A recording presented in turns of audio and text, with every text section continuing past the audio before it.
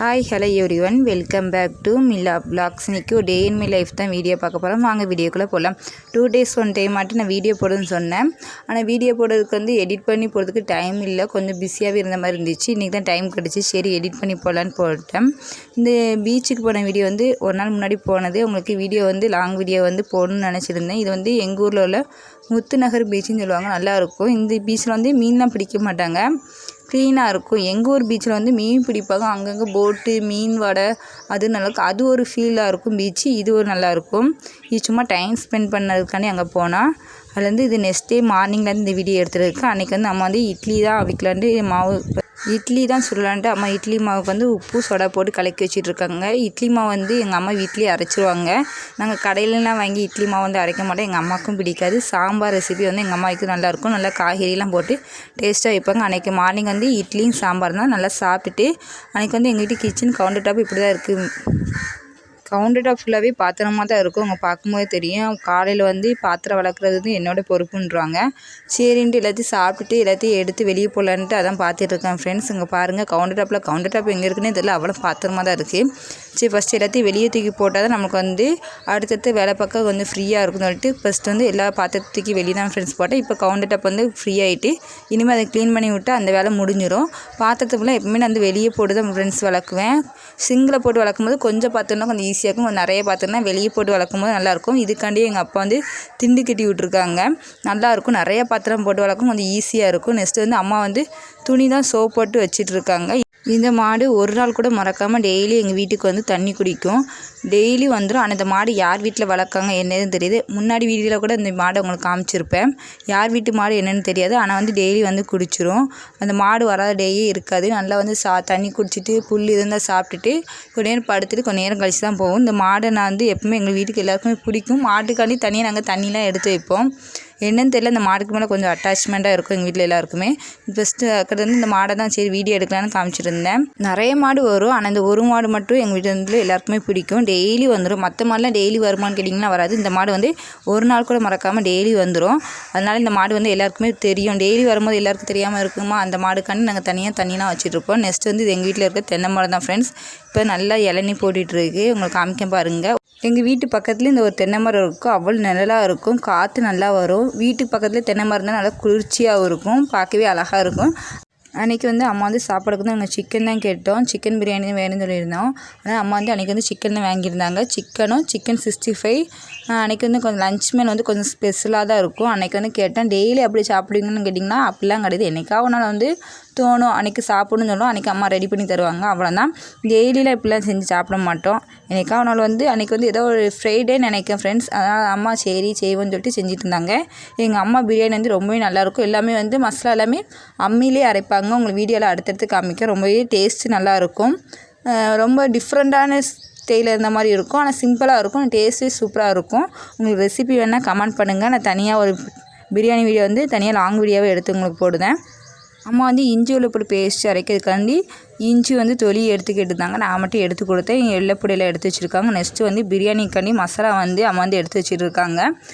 பட்டை, ஏலக்காய், கிராம்பு எல்லாமே ஃபஸ்ட்டு அரைச்சி வச்சுக்கணும். அது கூட இஞ்சி, ஏலக்காய் லைட்டாக வச்சு அரைப்பாங்க. அது நல்லா இருக்கும், டேஸ்ட்டு சூப்பராக இருக்கும்.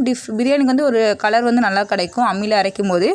அதை உங்களுக்கு காமிக்க பாருங்கள் ஃப்ரெண்ட்ஸ். ஃபஸ்ட்டு எல்லாத்தையுமே எடுத்து வச்சிட்டு இருக்காங்க. பட்டை, ஏலக்காய் உங்களுக்கு காமிக்க இவ்வளோ தான் அளவு எடுத்து வச்சுருந்தாங்க. இது எத்தனை கிலோ கேஜிக்கு பண்ணாங்க தெரில, 1 kg இல்லை 1/2 kgன்னு தெரில. உங்களுக்கு வேணால் சொல்லுங்கள். உங்களுக்கு எவ்வளோத்துக்குள்ளே வேணுமோ அந்தளவுக்கு நான் ரெசிபி எடுத்து தனியாக போடுவேன். பிரியாணி சூப்பராக இருக்கும், உங்களுக்கு காமிக்க பாருங்கள். நெக்ஸ்ட்டு அம்மியை தான் கழுவிட்டு இருக்கேன் ஃப்ரெண்ட்ஸ். அம்மியை நல்லா கழுவிட்டு காமிக்க பாருங்கள். பட்டை, ஏலக்காய், கிராம்பு எல்லாத்தையும் வச்சு நல்லா அரைக்கணும், நல்லா மை போல் அரைக்கணும். தண்ணி ரொம்பவே சேர்க்கக்கூடாது. அம்மியில் அரைக்கும் போது தண்ணி கம்மியாக சேர்த்துக்கணும், அப்போ நல்லா அரைப்படுன்னு சொல்லுவாங்க. லைட்டாக மட்டும் தொளிச்சு விடணும். அதனால் அம்மா அரைச்சிட்டு இருக்காங்க. அம்மா தான் அம்மியில் அரைப்பாங்களா அப்படின்னு கேட்டிங்கன்னா அம்மா தான் அரைப்பாங்க. நான் அரைக்க சொன்னால் ரொம்ப நேரம் அரைப்பேன் ஃப்ரெண்ட்ஸ், அரைக்கவே முடியாது. அம்மா சீக்கிரம் அரைச்சிடுவாங்க, நல்லா மை போல் அரைச்சிடுவாங்க. நம்மளுக்கு அவ்வளோ சாஃப்டாக வராது. அம்மா சீக்கிரம் அரைச்சிடுவாங்க, நல்லா மை போல் வரும். லைட்டாக தண்ணியை மட்டும் அப்பப்போ லைட்டாக தொளிச்சு விட்டு நல்லா அரைச்சிக்கோங்க. எல்லோரும் சொல்லுவாங்க அம்மியில் அரைக்கிறது கஷ்டம்னு சொல்லுவாங்க. உண்மையிலே கஷ்டம் தான் ஃப்ரெண்ட்ஸ். பழக தெரியாதவங்க அரைக்க தெரியாதவங்க அரைச்சாங்கன்னா ரொம்ப நேரம் அரைச்சிட்டே இருக்கணும். அரைக்க தெரிஞ்சவங்க வந்து சீக்கிரம் அரைச்சிட்டு வேலையை முடிச்சுட்டு போயிடுவாங்க. அம்மியில் அரைச்சி வைக்கும்போது பிரியாணி வந்து டேஸ்ட்டாக இருக்கும். எங்கள் அம்மா வந்து முக்கால்வாசி வந்து அம்மியில் தான் அரைப்பாங்க. சட்னி எல்லாமே டேஸ்ட் நல்லாயிருக்கும். நெக்ஸ்ட்டு வந்து வெள்ளைப்பூடு வச்சுருக்காங்க. ஒரு வெள்ளைப்பூடு வச்சு லைட்டாக தட்டிட்டு அந்த காமை மட்டும் எடுத்துகிட்டு நல்லா அரைச்சிக்கோங்க. தொலிலாம் எடுக்கணும்னு அவசியம் இல்லை. தொலியோடு சேர்க்கும்போது நல்லா டேஸ்ட் நல்லாயிருக்கும். நீங்கள் இதுக்கு ட்ரை பண்ணி பாருங்கள். டிஃப்ரெண்ட்டான டேஸ்ட்டில் இருந்த மாதிரி இருக்கும். இதை வந்து நல்லா மை போல் அரைச்சிக்கோங்க. பிரியாணிக்கு வந்து இஞ்சி வெள்ளுப்பூடு பேஸ்ட்டு அன்றைக்கே அரைச்சிக்கோங்க. அப்போ தான் நல்லாயிருக்கும். டேஸ்ட் நல்லாயிருக்கும். ஏற்கனவே அரைச்சி நம்ம ஃப்ரிட்ஜில் ஸ்டோர் பண்ணி வைக்கும்போது பிரியாணி வந்து அவ்வளோ டேஸ்ட் இருக்காது. அதில் வந்து என்றைக்குமே பிரியாணிக்கு வந்து நம்ம இஞ்சி வெள்ளுப்பூடு பேஸ்ட்டு அன்றைக்கி அரைச்சி வச்சு பாருங்கள். டேஸ்ட் நல்லாயிருக்கும். டிஃப்ரெண்ட்டாக இருந்த மாதிரி இருக்கும். எங்கள் வீட்டில் எப்பவுமே அப்படி தான். இஞ்சி வெள்ளுப்பூடு வந்து நாங்கள் அரைச்சி ஸ்டோர் பண்ணவே மாட்டோம். எங்கள் அம்மாவுக்கு பிடிக்காது. அதனால் நாங்கள் தேவைப்படும் போது மட்டும் அரைச்சிக்கிடுவோம். அப்படி தான் அரைச்சி வைக்கிறதுனால டேஸ்ட் நல்லாயிருக்கும். அரைக்கிறது அம்மா வந்து அப்படியே பேசிகிட்டு இருக்கும் போது அரைச்சிட்டாங்க. அதை வந்து அம்மியில் வந்து வலிச்சிட்டு இருக்காங்க. இந்த வலிக்கிறதே உங்களுக்கு தெரிஞ்சிடும். அவங்க வந்து அம்மி அரைக்க தெரிஞ்சவங்களா தெரியாதவங்களா அந்த டிஃப்ரெண்ட்டே வந்து அழகாக இருக்கும். இப்படி வச்சு அழகாக சுற்றி அழகாக அப்படியே எடுத்துருவாங்க. ஒன்று கூட வேஸ்ட் பண்ணாமல் அவ்வளோத்தையும் வலித்து எடுத்துருவாங்க. நானாக அப்படியே வலிச்சிக்கிட்டே இருப்பேன். இதில் வந்து நம்ம பார்த்துக்கலாம் இது வந்து அவங்களுக்கு அரைக்க தெரியுமா இல்லைன்ட்டு. காமிக்க பாருங்கள் ஃப்ரெண்ட்ஸ். அம்மா வந்து நல்லா கட்டியாக மை போல் அரைச்சி எடுத்துட்டாங்க.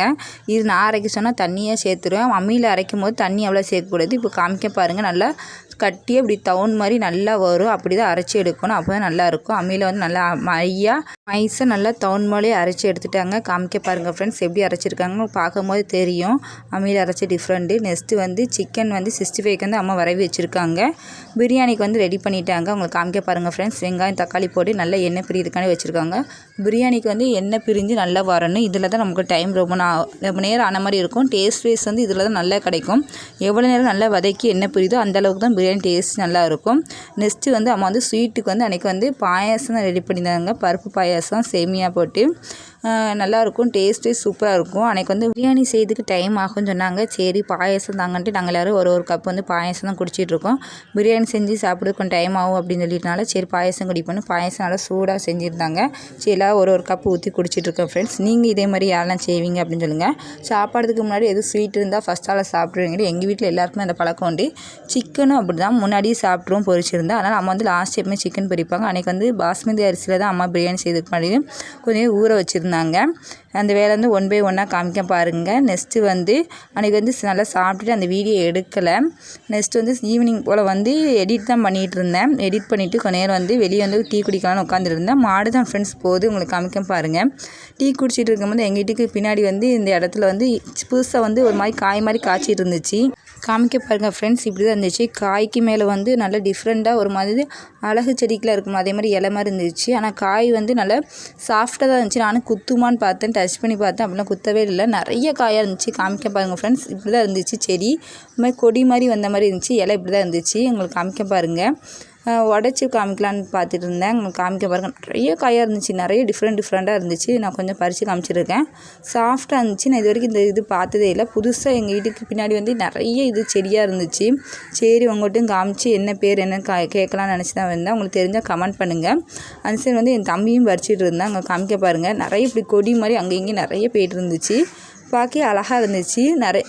ரொம்ப டிஃப்ரெண்ட்டான இலைக்கு மேலே உள்ளே வந்து காய் இருந்த மாதிரி இருந்துச்சு. நல்லா சாஃப்டாக இருந்துச்சு. நானும் குத்துமான்னு பயந்த மேலே வந்து இப்படி இருக்கிறதுனால இல்லை, அதனால் சாஃப்டாக தான் இருந்துச்சு. உடச்சி காமிக்க பாருங்கள். உடச்சா வந்து டப்புன்னு வெடிச்சிட்டு உள்ளே ஒரு மாதிரி விதை மாதிரி தான் இருந்துச்சு. நானும் உள்ளே வேறு எதுவும் காய் மாதிரி இல்லை விதை மாதிரி இருக்குமான்னு நினச்சேன். சின்ன விதையாக தான் இருந்துச்சு. வேறு ஒன்றும் இல்லை. பலூன் மாதிரி இருக்குது. வெடித்தா டக்குன்னு உடஞ்சிருது. உங்களுக்கு காமிக்க பாருங்கள். இந்த காய்க்கு என்ன பேர் தெரிஞ்சால் கமெண்ட் பண்ணுங்கள். இது வரைக்கும் வீடியோ பிடிச்சிருந்தால் லைக் பண்ணுங்கள், ஷேர் பண்ணுங்கள், கமெண்ட் பண்ணுங்கள். சப்ஸ்கிரைப் பண்ண மறந்துடாதீங்க. மறக்காம உங்கள் ஃப்ரெண்ட்ஸ் அண்ட் ஃபேமிலிக்கு ஷேர் பண்ணுங்கள். தேங்க்யூ ஃபார் த வாட்சிங். நெக்ஸ்ட் வீடியோவில் பார்க்கலாம். பாய்.